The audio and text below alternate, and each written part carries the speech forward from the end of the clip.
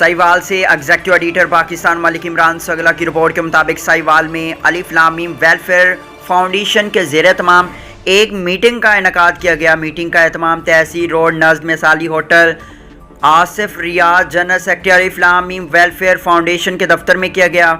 Meeting में खुसूसी दावत पर मलिक जाहिद वसीम संगला इस्लामाबाद से तशरीफ़ लाए और मज़ीद शिरकत मलिक इमरान संगला, मारूफ सहाफ़ी शेख अज़हर फरीद, सीनियर जर्नलिस्ट वहीद भट्टी, सीनियर नायब सदर GM और जनाब आसिफ रियासियाल शामिल थे।